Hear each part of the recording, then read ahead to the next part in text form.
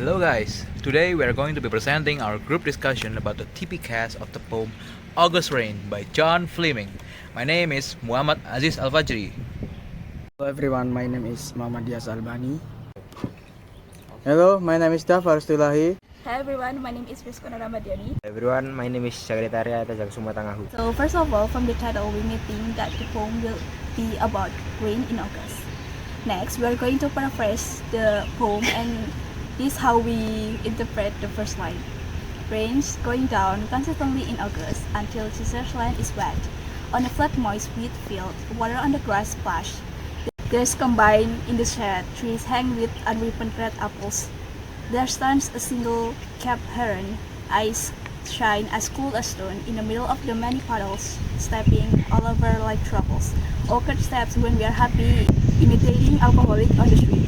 The gloomy months we go through. The heavy rainfall cleansing the cities, crush the tower of the tide.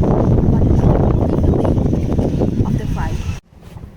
I will explain the shape and attitude of the poem. The poem uses third perspective with continuous past tense. The poem starts with melancholic tone and ends up with gratitude tone. We can see it on the first line of stanza 1, cold rain, that bring melancholic tone. And in the last lines of stanza 4, absolve the guilt from the crime. We can feel gratitude atmosphere for forgiveness. Okay, next we're going to be talking about the connotation. From the first line, the steadily falling cold August rains.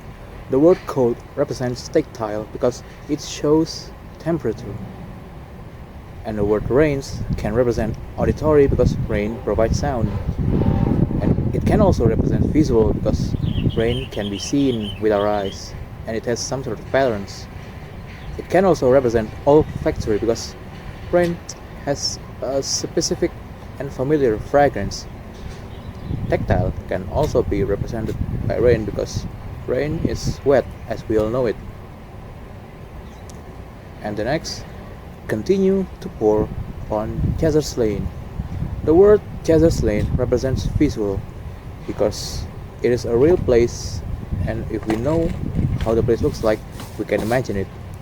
The next line, over flattening fields of sodden wheat. The word wheat represents tactile because it has texture, and it can also be visual because it can be imagined. We all know what a wheat looks like, right? Next is soaking the grass, splashing the feet. The word soaking the grass represents visual because grass has some texture. It can also be tactile because soaking is wet. The word splash represents auditory because water splashing can be heard. Tactile can also be represented because splashing means wet. And next is stands the combine in the shade. The word combine represents visual because we can imagine how a combine harvester look like. The word shed represents visual also because we know how a shed looks like. Next line, we have the unripped apples hanging rosy red. The words apple represent visual. Apple is red or green. And also gustatory too because apple has a sweet taste. Olfactory because apple smells good. Next line is stands the kept heron all alone.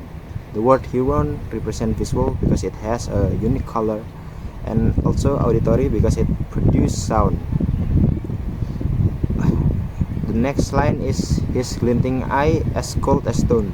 The word cold represents tactile because cold is temperature.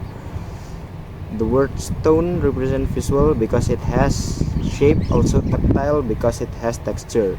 The next word is in amongst many puddles. The words puddles represent visual because puddle is real, also tactile because it's wet. Next line is like drunken fools in the street. The word drunken fools represent visual because drunken people exist in real life. The word street represents auditory because street often filled by a lot of vehicles. Visual because street is real. The next line is, and through the months darkly frowns. The word frowns represent visual because frowns is an expression that we can see. The word dark represent visual because dark is sort of color. The next line we have is the cleansing downpours wash the towns. The word towns represent visual because town filled with people and Israel. Can also be auditory because people make noise. Next line is scrubs the spire from ingrained time. The word scrubs represent tactile because we can feel it. Our prediction for the first analysis about the title of this poem, we thought that the poem were merely discussed about rain in August, but after our analyze the poem, we start to think that the title of this poem wanted to give the readers about an understanding how the rain in August can make us feel some sort of tranquility and a sense of freedom from guilt, because the rain's vibe is relaxing. The next one is theme. The theme of this poem is about the nuances that rain brings. The rain brings a sense of melancholy, especially in this poem where the rain seems to negate the joy of summer that should still be happening in August. But the nuances begin to change, bringing gratitude for the benefits of rain to the city. Rain that not only cleans the city but also gives life to it.